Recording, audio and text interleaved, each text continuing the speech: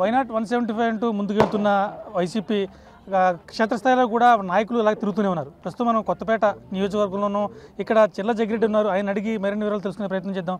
Sir, ఏంటి sir మీ 2024 మీ వ్యూహం ఏమిటి? ఆ వ్యూహం ఏమీ లేదు. వైఎస్ఆర్ కాంగ్రెస్ పార్టీలో ఉన్నటువంటి వాళ్ళందరూ నాయకులం కాదు, సేవకులు. గడిచిన 4.5 సంవత్సరాల్లో ప్రజలకి ఇతోధికంగా జగన్మోహన్ రెడ్డి గారి నాయకత్వంలో సేవలు అందించాం, వారందరికీ సంక్షేమ ఫలాలు అందించాం. ఏదైతే మీకే తెలుసు, మాకు మొత్తం ప్రపంచం అంతా తెలుసు, ఆంధ్ర రాష్ట్ర ప్రజానీకం అంతా కూడా విశ్వాసపాత్రం. ఒకసారి ఎవరైనా నమస్కారం పెడితేనే ప్రతి నమస్కారం పెట్టి రుణం తీసుకుందాం అనుకునేటువంటి విధంగా ఇక్కడ పద్ధతులు ఉంటాయి. అలాగే గడిచేటువంటి 14.5 సంవత్సరాల్లో నారా చంద్రబాబు నాయుడు గారు ఈ రాష్ట్రంలో ఏం చేశాడో వాళ్ళ కళ్ళతో వారు చూశారు. ఈరోజు 4.5 సంవత్సరాల్లో మీ కళ్ళెదురు కనపడుతూ ఉన్నాయి. కొత్తపేట నియోజకవర్గంలో ఇంకా 17,000 ఇళ్ల స్థలాలు పట్టుకొచ్చి పేద ప్రజానీకానికి, ఏదైతే ఓ పేదవాడి కోరిక, నేను నా జీవితకాలంలో ఒక రోజన్నా నా సొంత ఇంట్లో నేను నిద్ర చేయాలనే కోరికను కూడా 17,667 పట్టాలు ఇచ్చాం. అంచేత ఆ రకంగా సంక్షేమ ఫలాలు అందించినప్పుడు ఏదైతే విశ్వాసం, అభిమానం అనేటువంటి ఉంటాయి కనుక తప్పనిసరిగా ఆంధ్ర రాష్ట్ర ప్రజానీకం ఈసారి అభిమానంతో ఓట్లు వేస్తారు. తప్పనిసరిగా 175 ప్రతి నియోజకవర్గంలో ఇచ్చారు కనుక మరి దానికి ఆ ఫలితాలు కూడా అలాగే ఉంటాయని మేము భావిస్తున్నాం. కొన్ని చోట్ల అభ్యర్థుల మార్పు, లేకపోతే ఇక్కడ నుంచి సీట్లే లేకపోవడం జరుగుతుంది. దీనివల్ల పార్టీకి ఏమైనా ఇబ్బంది పడే అవకాశం ఉంటుంది? ఎందుకు ఇబ్బంది ఉంటుంది? ఇప్పుడు ఇవన్నీ వాళ్ళు అంటే అసలు మేము మా పార్టీలో సీట్లు అటు ఇటు మార్చుకుంటే ఇప్పుడు గజ్జికి లేని తర్వాత జాలిం లోషన్గా ఏదో చెప్తుంటారు. అట్లాగా మా పార్టీలో మా అభ్యర్థులు లేనటువంటి ఇబ్బంది చంద్రబాబు నాయుడు గారికి ఎందుకు, లేదా టీడీపీ పార్టీకి ఎందుకు? ఇప్పుడు ఒక ప్రాంతంలో ఇప్పుడు 2-3 ప్రాంతాల్లో అభిమానం ఉన్న వాళ్ళు ఉంటారు వాళ్ళ క్యాండిడేట్స్. అటువంటిప్పుడు ఈ నియోజకవర్గంలో చేసాం కదా, సరే అక్కడైతే ఇంకా బెటర్గా ఉంటుందేమో అని చెప్పి అక్కడ వెళ్ళడం, లేదా ఈ సమీకరణలో భాగంగా 2 చోట్లగా సెట్ అయ్యే వాళ్ళని అటు మార్చుకుని ఒక చోట సెట్ అయ్యే వాళ్ళని ఇక్కడ పెట్టుకుని ఇది రాజకీయ చదరంగం. ఆ చదరంగంలో ఆట ఆడకుండా నువ్వు అలాగే కూర్చుని అంటారు. మరి మేము సరే మేమేదో మారుస్తున్నాం, ట్రాన్స్ఫర్ చేస్తున్నాం అని చెప్తున్నాం నారా చంద్రబాబు నాయుడు గారు. మరి ఆయన చంద్రగిరి నుంచి ఆయన కుప్పం ఎందుకు వెళ్ళిపోయాడు? మరి అలాగే లోకేష్ గారు ఆయన దేవురు, మరి ఆయన ఎందుకు వచ్చాడు ఇక్కడికి? మరి మంగళగిరి ఆయన ఎందుకు వచ్చాడు? పవన్ కళ్యాణ్ గారు దేవురు అని చేత ఇప్పుడు పవన్ కళ్యాణ్ గారు 4 సార్లు మరి కాకినాడ వచ్చి ఏ లెక్కలేసుకుంటున్నాడు? ప్రతి వార్డు పిలిచి ఈ వార్డు అన్నట్టు ఆ వార్డు అన్నట్టు ఆయన లెక్కలేసుకోవట్లేదా? అని చేత రాజకీయ చదరంగంలో భాగమే తప్ప ఇవాళ ఎక్కడికి వెళ్ళినా ఎవరు గెలిచినా అన్నీ కూడా జగన్మోహన్ రెడ్డి గారు 5 సంవత్సరాలు అందించిన సంక్షేమ ఫలాల యొక్క రుణం ప్రజలు తీర్చుకోబోతారు. అది ఎక్కడికి వెళ్ళినా ఆ రిజల్ట్ అలాగే ఉంటుంది. నిన్న గోరంట్లో మాట్లాడుతూ రామచంద్రపురంలో పనిచేయని అభ్యర్థి రాజమండ్రి రూరల్కి ఒక మంత్రి ఎలా పనికి వస్తాడు, అక్కడ చేసింది ఏంటి, ఇక్కడ చేసింది ఏంటి అంటే మీరు ఇంకోటి కూడా చెప్పారు. ఈ ఇంట్లో వచ్చిన చెత్త పక్కింటి దగ్గర కూడా చెత్త అవుద్దని చెప్పి మాట్లాడుతున్నారు కదా. అలాగైతే మరి చంద్రబాబు నాయుడు గారు చంద్రగిరిలో పనిచేయనటువంటి చంద్రబాబు నాయుడు గారి చెత్త మరి కుప్పంలో ఎలా పనిచేసిందో ఆ చెత్త కూడా ఎలా పనిచేసిందో వాళ్ళే చెప్పాలి. అంచేత మాకంటే ముందు అన్నిట్లోనే వాళ్ళే అన్నీ చేసున్నారు. అంచేత ఇది రాజకీయ చదరంగంలో భాగం తప్ప ఇప్పుడు ఒక ప్రాంతంలో ఉన్నటువంటి వారు ఫర్ ఎగ్జాంపుల్ ఇప్పుడు ఏదైతే బాగా జగన్మోహన్ గారు లాంటి ఇది ఉన్నటువంటి వ్యక్తి పలానా ప్రాంతంలో కాకుండా ఇంకో ప్రాంతంలో కూడా వేస్తే ఆ చుట్టుపక్కల నియోజకవర్గాలు కూడా కొంత ఇన్ఫ్లుయెన్స్ అవుతాయి, అవి కూడా మనకు కొంచెం భూమి వస్తుంది అనేటువంటి ఫీల్తో వెళ్తారు. దాన్ని మనం తప్పుగా ఎట్లా భావిస్తాం? అంచేత నిజంగా ఒక వ్యక్తి సినిమా ఏదైతే అభిమానులు ఉంటారు ఓసారి చూస్తారు, ఇంకోసారి ఇంకోటి కూడా చూడొచ్చు, తప్పే ఉంది. అందుకని ఛాన్సులు మారిపోకూడదా సినిమా చూసినంత మాత్రమే. అంచేత ఇవన్నీ రాజకీయ చదరంగాల్లో భాగాలే తప్ప ఎక్కడ ఎవరో పనిచేయని అయితే అక్కడెక్కడే పెట్టరు, వేరే చోట మార్చుకుంటాడు. అంచేత దాని గురించే మాట్లాడుతున్నారు తప్ప అంటే ఇవన్నీ ఎందుకంటే అసలు ఇవాళ జగన్మోహన్ రెడ్డి గారు చేసిన ఏ సంక్షేమ కార్యక్రమం మీద కూడా ఇలా వేలెత్తి మాట్లాడడానికి వాళ్ళకి లేదు. ఏం చేద్దంటే ఇప్పుడు ఇచ్చిన ఇళ్ల స్థలాలు జనసేన పార్టీ వాళ్ళకి ఇచ్చాం, తెలుగుదేశం పార్టీ వాళ్ళకి ఇచ్చాం, ఏ పార్టీ కానుడికి ఇచ్చాం, అన్ని పార్టీ వాళ్ళకి ఇచ్చాం. దాంతో ఈ అంశాలు మాట్లాడితే ప్రజలు గడ్డెడతారని అది రెండో అంశం ఏంటంటే ఒక ఇంటికి వెళ్ళి మేము కాగితం ఇచ్చాం. ఈ 4.5 సంవత్సరాల్లో 2,35,000 కోట్ల రూపాయలు పట్టుకొచ్చి జగన్మోహన్ రెడ్డి గారు పేద ప్రజలకు ఇంట్లో ఇచ్చాం. వాళ్ళు తీసుకున్నారు, తిన్నారు, గొంతు దిగింది. ఈ రోజున వాళ్ళు కొంతమంది టీడీపీలో కూడా ఉన్నారు. వాళ్ళు ఏంటంటే ఈ స్కీముల గురించి మాట్లాడితే ప్రజలు కూడా చాలా చైతన్యవంతంగా ఉన్నారు. అసలు నాకు నువ్వు మీ పార్టీకి ఏమని చెప్తున్నావు, మీ ఇంట్లో ఏమొచ్చిందో చెప్పు అంటే మాట్లాడలేక వాటి విషయాలు పక్క వదిలేసి సంక్షేమ కార్యక్రమంలో మాట్లాడడం మానేసి కేవలం వాళ్ళు అక్కడి నుంచి ఇక్కడికి వెళ్తున్నారు, వీళ్ళు ఎక్కడి నుంచి అక్కడికి వెళ్తున్నారు అని చెప్పి వాళ్ళు ముగ్గురు కలిసిన ప్రజల అభిమాన పాత్రలు దానికి జడిసి ఇవాళ వాళ్ళు దీని గురించి 1-2 సార్లు లేనిపోయిన డిస్కషన్లు పెడుతున్నారు తప్ప వాళ్ళు ఎవరిని పెడితే వాళ్ళు పెట్టుకుంటారు, వీళ్ళు ఎవరిని పెడితే వీళ్ళు పెట్టుకుంటారు. దానికి వాళ్ళ సంబంధం ఉంది. ముఖ్యంగా ఎంపీలను ఎమ్మెల్యేలుగా మార్చుతూ అంటే రాజమండ్రి ఎంపీ మార్గాని భరత్ కావచ్చు, కాకినాడ ఎంపీ వంగగీతను పిఠాపురానికి, కాకినాడ ఎంపీని రాజమండ్రి సిటీకి పంపించారు. ఈ అంటే ఎంపీలను ఎమ్మెల్యే అంటే తగ్గించడం అంటారా లేకపోతే నెల చూడంటారు? తగ్గించడం ఎందుకు చూడాలని అడుగుతున్నాను నేను. ఇప్పుడు ఫర్ ఎగ్జాంపుల్ రాజమండ్రిలో భరత్ గారు ఒకసారి ఎంపీ చేశారు, అక్కడ ఆయన సేవలు అందించారు. సరే ఈసారి రాజమండ్రి పరిధి అందిస్తే బాగుందని ఆయన భావిస్తున్నాడు. సో ఆయన్ని అక్కడ పెట్టి సరే ఎంపీకి ఏమైనా పెడదామని చెప్పి ఆలోచన చేస్తున్నారు. అంతే తప్ప వాళ్ళ ఇష్ట ప్రకారమే వాళ్ళతో కూడా మాట్లాడే చేస్తున్నారు తప్ప ఎవరో దాన్ని వ్యతిరేకించట్లేదు. ఎక్కడైతే బెటర్ ఛాన్సెస్ ఉన్నాయో అనేటువంటిదో ప్లే చేసుకుంటాం. మీరే ఉన్నారు ఇప్పుడు ఫర్ ఎగ్జాంపుల్ క్రికెట్ ఆడతారు, క్రికెట్ కెప్టెన్ అందరూ ప్లేస్ మారుతారా మార్చారా? లేకపోతే ఒకటి చేతే పొద్దున సాయంత్రం బౌలింగ్ ఏం చేస్తాడా? ఒకటి చేతే బౌలింగ్ ఏం చేస్తారా? మారుతారా? అట్లాగే ఇది కూడా ఎవరి ఫీల్డింగ్లో ఎవరిని అక్కడ పెట్టుకోవాలి, సరే మార్చుకుంటారా? ఫ్రంట్ ఫీల్డింగా బ్యాక్ ఫీల్డింగా ఇట్లా మార్చుకుంటాం. అది గేమ్లో ఉన్నటువంటి ఇది. అలాగే ఇందులో కూడా ఎవరు ఎక్కడైతే 4 ఓట్లు ఎక్కువ రాగలుగుతాయి లేదా అక్కడైతే ఇన్ఫ్లుయెన్స్ పనిచేస్తున్నటువంటి చూసుకుని మార్చుకుంటాం తప్ప ఎవరు పనిచేయని వాళ్ళు లేరు. ఈ 5 సంవత్సరాల్లో ఎవరు తప్పులు చేయని లేదు. ఏ ఇచ్చినా వాలంటీర్ ద్వారా ప్రభుత్వం నుంచి రూపాయి ఇస్తే రూపాయి కింద ఉన్నటువంటి లబ్ధిదారుడి చేతికి బ్యాంక్ అకౌంట్కి వచ్చినాయి, తీసుకుని బంగారం కొనుక్కున్నారు, గాజులు కొనుక్కున్నారు, చీరలు కొనుక్కున్నారు, లేదా ఇంట్లో కష్టాలు తీసుకున్నారు, లేదా ఆర్థికంగా బలోపేతం అయ్యారు. అది తప్పేం కాదు. కాబట్టి దాని మీద మేము బేస్ అయ్యి వెళ్తున్నాం తప్ప ఏదో వ్యక్తిపరంగా జరిగేటువంటి ఎలక్షన్లు కాదు ఇవి. తప్పనిసరిగా జగన్మోహన్ గారి ప్రభుత్వం 4 సంవత్సరాలు, 14.5 సంవత్సరాలు చంద్రబాబు గారి ప్రభుత్వం, 2 బేరు చేసిన ఎలక్షన్లోకి వెళ్తున్నాం మేము. అంతే తప్ప వీళ్ళందరూ కాదు. ముఖ్యంగా ఓట్ బ్యాంక్ చేయలేము అని చెప్పి వాళ్ళు కలిసి వస్తున్నారు. మీరేమో సంక్షేమ పథకాలను నమ్ముకుని ముందుకు వెళ్తున్నారు. అవి ఆ పొత్తులు మీకు పార్టీకి ఇబ్బంది కలిగించే అంశం కాదా? అంటే ఈ రాష్ట్రంలో అందరికంటే బాగా తెలియనుడు ఎవరో చంద్రబాబు నాయుడు. ఏం చేద్దంటే ఈ మాట చెప్తున్నానంటే ఆయన తెలివితేటలుగా మాట్లాడగలని చెప్తున్నాడు తప్ప నా ఒక్కడి వల్ల అవ్వట్లేదు, నా ఒక్కడి వల్ల ఓకే ఆన్లైన్లో సంక్రాంతికి వెళ్తున్నానని చెప్పలేక మేము కలిసి వెళ్తున్నాం ఓటు చేయాలని ఇలాంటి కథలు చెప్తున్నారు తప్ప నిజంగా ఎస్ నీకు దమ్ము ఉంది. ఆ రాష్ట్రంలో ఎవరైనా ఎక్కడి నుంచి ఇండిపెండెంట్ కేసు కూడా కంటెస్ట్ చేయొచ్చు. ఎవరు కంటెస్టాలు చేస్తే ఎవరితో తేలద్ది అని అక్కడ ఏదో ఆళ్ళకి మధ్యలో దొరవ అనేది చెప్తారు. అట్లాంటి వేరమే తప్ప ఇది జగన్మోహన్ గారు ఇవాళ రాష్ట్రంలో బలీయంగా ఉన్నాడు అనేటువంటి ఆలోచనతోనే ఇలా బలీయంగా ఉన్నటువంటి అతను ఎందుకు బలీయం అయ్యాడు అనేటువంటి ఆలోచన చేస్తే పేద ప్రజానీకానికి ఇర్రెస్పెక్ట్ ఆఫ్ క్యాస్ట్ గ్రీడ్ ఎవ్రీథింగ్ ఉన్నటువంటి కులాలు మతాలు ఎన్ని పక్కనెట్టి ఎవడు కడుపుకి నిజంగా అవసరం అనేటువంటిది వాలంటీర్లను పెట్టో లేకపోతే వీళ్ళని పెట్టో లేకపోతే మా యొక్క కేడర్ కోఆపరేట్ చేసాడు, సక్సెస్ అయ్యాడు ఆయన. అంచేత ఇవాళ ఉన్నటువంటి తెలంగాణలో కూడా మరి రేవంత్ రెడ్డి ఏమంటున్నాడు, వాలంటీర్లు పెడతానన్నాడు. అంచేత దానికి వీళ్ళు జడిసిపోయి ఏం చేయాలో తెలియక కింద మీద పడిపోయి వీళ్ళు ఈ రకంగా 2 వెళ్తాం 3 వెళ్తాం అని చెప్పి తాపత్రయం తప్ప వాళ్ళకి మధ్యలో దొరికే తప్ప తిన్న ప్రజలు విశ్వాసంగా అభిమానంగా ఉంటారో అది ఆంధ్ర రాష్ట్రంలో మన తెలుగు వాళ్ళు ముఖ్యంగా మన తెలుగు బ్లడ్లో ఉండేటువంటి నైజం అది రుణం తీసుకునే విధానం. ఆ రుణం తీసుకుంటారని మేము అందరూ భావిస్తున్నాం. ప్రభుత్వం వ్యతిరేక ఓట్ బ్యాంకును పెంచుకుంటుంది.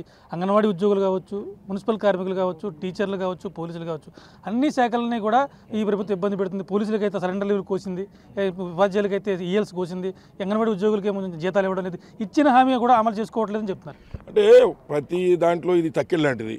ఏం చేయాలి, ఒక చోట ఇస్తే ఒక చోట తక్కిళ్ళు లెగుస్తుంది. ఇప్పుడు 2 నందములు ఉన్నారు. 2 నందముల్లో ఒకటేమో తెలంగాణ, రెండోది ఆంధ్ర రాష్ట్రం. ఆంధ్ర రాష్ట్రానికి కనీసం ఇక్కడ ఇవ్వాల్సినటువంటి వనరులు ఇవ్వకుండా, కేంద్ర ప్రభుత్వం నుంచి ఇవ్వాల్సినటువంటి మా నిధులు మనకి ఇవ్వకుండా, కొత్త ఇల్లు కట్టుకోవడానికి అవకాశం ఇవ్వకుండా మరి ఇవాళ విభజన ప్రకారం వేరు చేశారు. వేరు చేసిన తర్వాత మరి ఏదైతే ఉన్నటువంటి వనరులనే ఉపయోగించుకుని దాన్ని సమర్థవంతంగా ఉన్నటువంటి వనరులు కూడా సమర్థవంతంగా వినియోగించి చేస్తూ వస్తున్నాడు. ఇవాళ అంగన్వాడీ వర్కర్లో లేకపోతే పోలీసు వీళ్ళు అడుగుతున్నాయి, ఎవరు ఏమడిగితే అది ఇంకో 10,000 ఎక్కువేసి ఇచ్చేయచ్చు. కానీ వ్యవస్థ పాడవకూడదు కదా.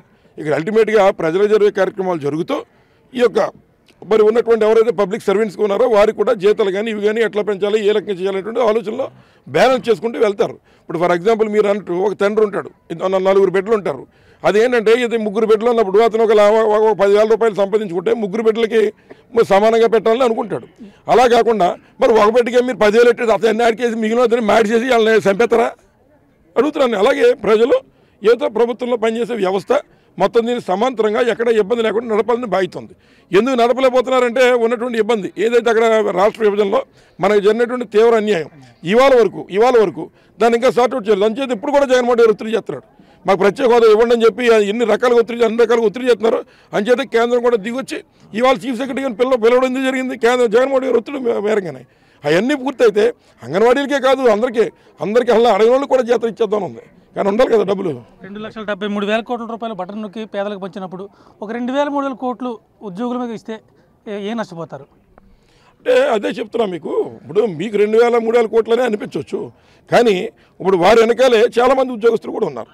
అందరూ అడుగుతున్నారు. ఇప్పుడు రేపు మీరు అడుగుతారు ఏమని, మీకు అంగన్వాడీ ఇవ్వాలంటే ప్రత్యేకమైన శ్రద్ధ, వాళ్ళతో పోలీసు వాళ్ళు అంటే మీకు ఇష్టం లేదా, వీళ్ళకి ఇచ్చారు వాళ్ళకి ఎందుకు ఇవ్వలేదని మళ్ళీ మీ పత్రికా విలేకరులు అడుగుతారు. అంచేత మీ స్థాయి మీ పనితనం ఎంత, మీకు ఎంతవరకు చేయొచ్చు, ఏది న్యాయం ఏది ధర్మం అని తల్లి తండ్రి బిడ్డల గురించి ఏ రకంగా ఆలోచన చేస్తారో ప్రభుత్వం కూడా అదే రకంగా ఆలోచన చేస్తారు. అలా ఆలోచన చేసి తప్పనిసరిగా ఇవాళ ప్రభుత్వం ఏం చెప్పింది, రేపు పొద్దున తప్పనిసరిగా మీరు 11 డిమాండ్లు అడిగితే అందులో 10 డిమాండ్లు మేము ఆల్రెడీ ఇచ్చేసాం. మీకు ఇంకొక డిమాండ్ ఉంది, జీతాలు పెంచమని అడుగుతున్నారు. ఒకసారి మేము ఆల్రెడీ జీతాలు పెంచాం, రేపు కొంత టైం ఇవ్వండి. టైం ఇస్తే దాన్ని మేము ఏం చేయాలో ఎన్నికలు అయిన తర్వాత దాన్ని కూడా సామరస్యంగా చూస్తాం, మీరు అందరూ ఆడపడుచులు తప్పనిసరిగా రకంగా చేస్తామనే మాట చెప్తున్నారు ప్రభుత్వం. ఇప్పుడు మీరే ఉన్నారు, మీరే కారు కొనుక్కుంటారు, వెళ్ళి మొత్తం ఇన్స్టాల్మెంట్లు ఎందుకు ఒకసారి కట్టేచ్చు కదా, మీకు ఆర్థిక ఇబ్బంది అని చెప్పి ఏం చేస్తారా, ఫైనాన్స్ ఇస్తారు. ఫైనాన్స్కి ఏం చేస్తారా, ఇన్స్టాల్మెంట్ కడతారు. ఒక ఇన్స్టాల్మెంట్ ఆగుద్ది, పండుగ వచ్చిన పిల్లలు బట్టలు కొంటారు, ఇన్స్టాల్మెంట్ ఆగదా. అలాగే ఇక్కడ కూడా ఏంటంటే ఏదైతే మరి వ్యవస్థలో మరి ఇబ్బంది అనేటువంటిది ఉంది. ఏం చేద్దంటే పెరుగుతున్నటువంటి రేట్లపై పెరుగుతున్నటువంటి ఈ యొక్క ఇన్ఫ్లేషన్ ఉండొచ్చు, లేదా పెరుగుతున్న జనాభా ఉండొచ్చు. ఇప్పుడు మీకు ఒకే ఉదాహరణ చెప్తాను. అది ఏంటంటే మరి రాష్ట్రంలో గతంలో 36 లక్షల పెన్షన్లు తెలుగుదేశం ప్రభుత్వంలో ఇచ్చేవారు. 36 లక్షల పెన్షన్లు ఒక్కో పెన్షన్ 1000 రూపాయలు చొప్పున ఇచ్చేవారు. ఇవాళ అదే 4.5 సంవత్సరాల్లో 36 లక్షలు ఉన్న పెన్షన్లో 66 లక్షలు అయ్యి 3000 అయ్యింది. ఏమవుద్ది ఆటోమేటిక్గా? ఎక్కడ 36 లక్షలు, ఎక్కడ 66 లక్షలు? అంటే ఒక 4.5 సంవత్సరాల టైంలో ఉన్నటువంటి ఈ రాష్ట్రంలో డబల్ చేశారు. మరి డబల్ చేయాలి, ఏం చేద్దాం కాబట్టి అప్పుడంటే జన్మభూమి కమిటీ మెంబర్లను పెట్టి వాళ్ళ కాళ్ళు నెక్కిన వాళ్ళకో ఏళ్ళు నెక్కిన వాళ్ళకో మాత్రం పంచేవారు. అది తప్పు.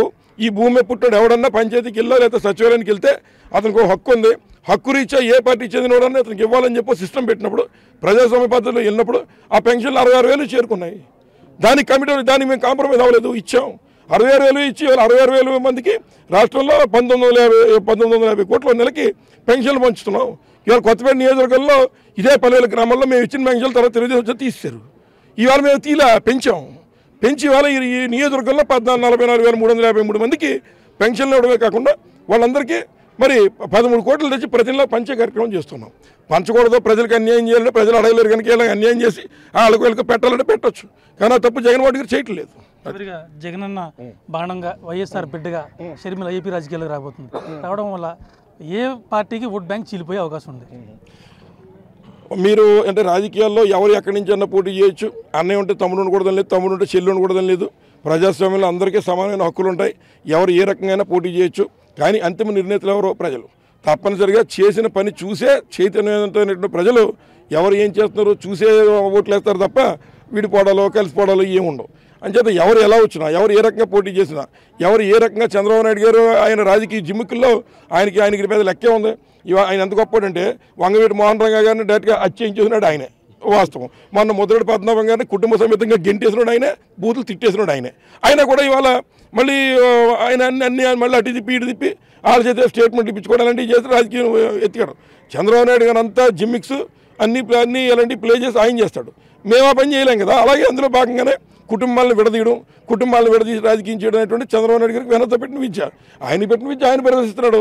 వీళ్ళు ఎవరు ఏ విద్య ప్రదర్శించినా జగన్మోహన్ రెడ్డి గారు కష్టపడి సంక్షేమ కార్యక్రమాలు అందించి ప్రతి నోట్లకి 5 ఏళ్ళు చేశాడు. ఆంధ్ర రాష్ట్ర ప్రజలకు అభిమానం ఉన్నటువంటి వాళ్ళు గొంతు దిగిన తర్వాత విశ్వాసం చూపించేటువంటి నైజం కలిగినటువంటి వారు ఏదైతే మరి రాబోయేటువంటి రోజుల్లో కూడా తప్పనిసరి అదే రకమైన అభిమానంతో ఎవరు ఎన్ని కుట్రలు చేసినా ఇవాళ ఈ కుట్రలన్నీ ఎందుకు, కేవలం ఒక్క జగన్మోహన్ రెడ్డి గారిని ఇది చేయడం కోసం. ఇప్పుడు మా సంక్రాంతి ఉంది, సంక్రాంతిలో స్వతహాగా ఒక కోడి మీద కోడిని ఎత్తుంటారు. కానీ ఈసారి చంద్రబాబు నాయుడు గారు తప్పుడేసాలు వేసి ఒక కోడి మీద 3 కోళ్ళు ఎత్తాను 4 కోళ్ళు ఎత్తాను ఎత్తనాడు. అంచేది ఏం చేస్తారో ఏమవుతుందో ప్రజలే చూస్తారు.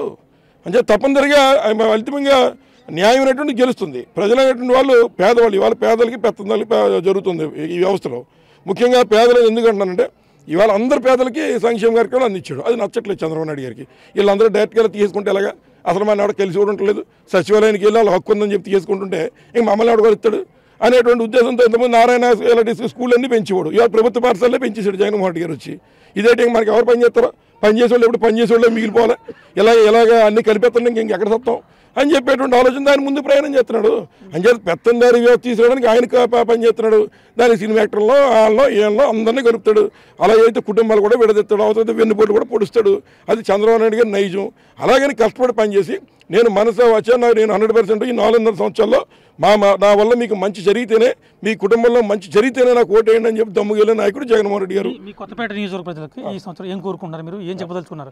మా కొత్తపేట నియోజకవర్గ ప్రజలందరికీ మరి ఈ వచ్చేటువంటి సంక్రాంతి చక్కగా జరగాలని, అలాగే కోడిపందాలు కూడా చక్కగా జరగాలని, అలాగే ఉన్నటువంటి మా వాళ్ళంతా పిల్ల పాపలతో ఎక్కడెక్కడ ఉన్న వాళ్ళందరూ కూడా ఇక్కడికి వచ్చి సంక్రాంతి చక్కగా చేసుకోవాలని, ఈ నూతన సంవత్సరంలో ఎటువంటి కరోనాలు కానీ ఎటువంటి విపత్తులు కానీ మా జనాలు రాకుండా మా నియోజకవర్గ వాసులంతా పిల్ల పాపలతో చక్కగా ఉండాలని మేము కోరుకుంటున్నాం. అన్ని పార్టీలు కలిసి ప్రభుత్వం చేసిన రానున్న రోజుల్లో సంక్షేమ కార్యక్రమాలు జగనన్నను కాపాడుతాయి. మేము చేసిన సంక్షేమ కార్యక్రమాలలో లబ్ధి పొందిన ప్రతి వ్యక్తి కూడా రానున్న ఎన్నికల్లో వైసీపీ కోటేస్తామని చెప్పి చర్ల జగిరెడ్డి చెప్తున్నారు. కెమెరామెన్ రవిశంకర్తో రాజేష్, బిగ్ టీవీ, కోనసీమ జిల్లా.